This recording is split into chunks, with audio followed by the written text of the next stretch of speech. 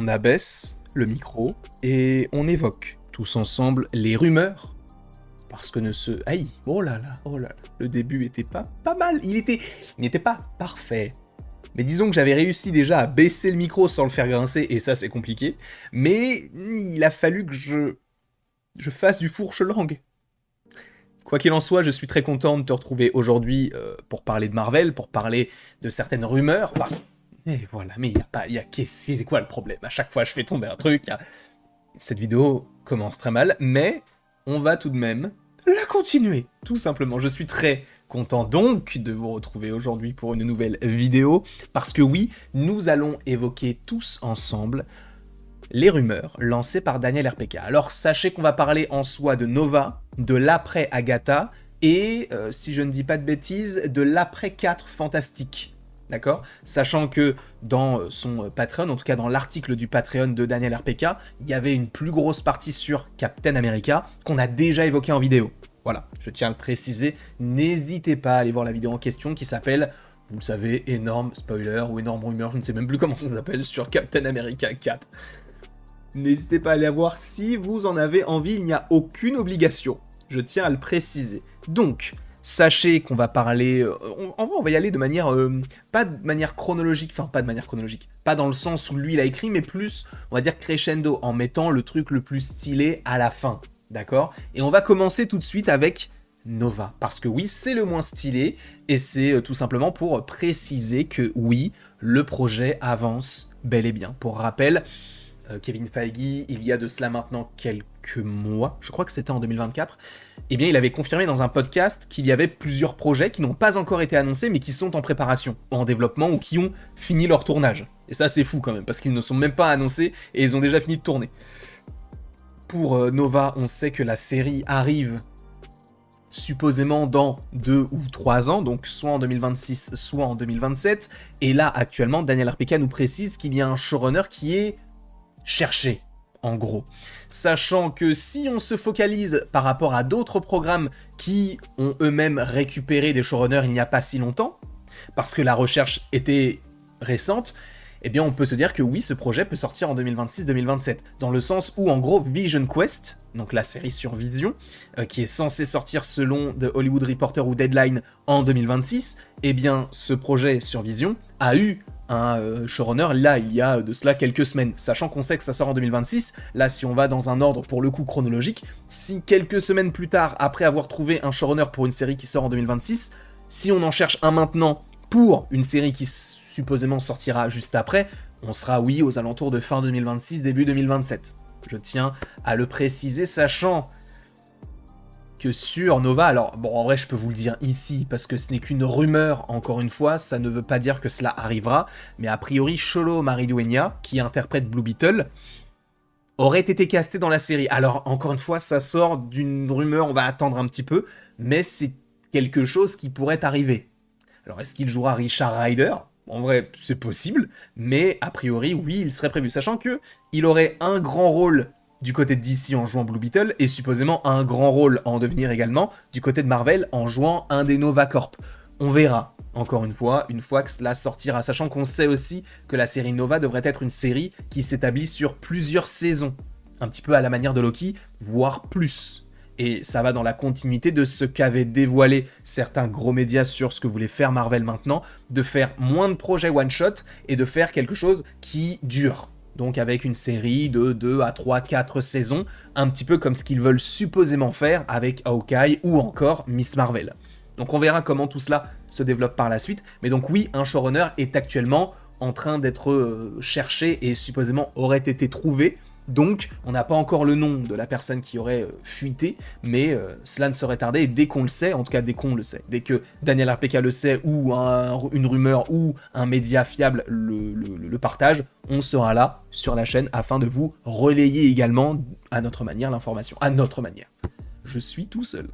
Il n'y a personne dans ma tête, on est vraiment. Mais non mais on est deux quoi, c'est pas possible. Bref, on a parlé de Nova, maintenant on va parler de la suite d'Agatha. Encore une fois, je le précise pour ceux qui ne le sauraient pas, attention spoiler. Parce que là en vrai sur Nova, il n'y avait pas de spoiler, mais là je le précise, attention spoiler pour Agatha All Along. Même si en vrai, tu me dis que ce n'est pas forcément en lien avec Agatha, je te dis oui, c'est vrai. Mais en même temps, il faut quand même que je le précise. Donc, attention tout de même. Je tiens à le préciser. On va parler de lui. Alors, non pas le petit bonhomme en rouge, mais bel et bien le petit bonhomme en vert. Pour rappel, encore une fois, attention, énorme spoiler sur Agatha, sur la fin de la série, mais également sur ce qu'on a actuellement sur les 4 premiers épisodes, je tiens à le préciser.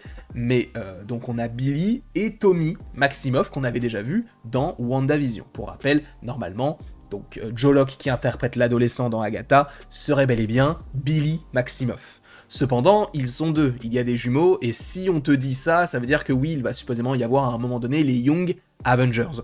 Et du coup, Tommy, la question c'est de savoir où est-ce qu'il est. Alors non, normalement on ne le verra pas dans Agatha.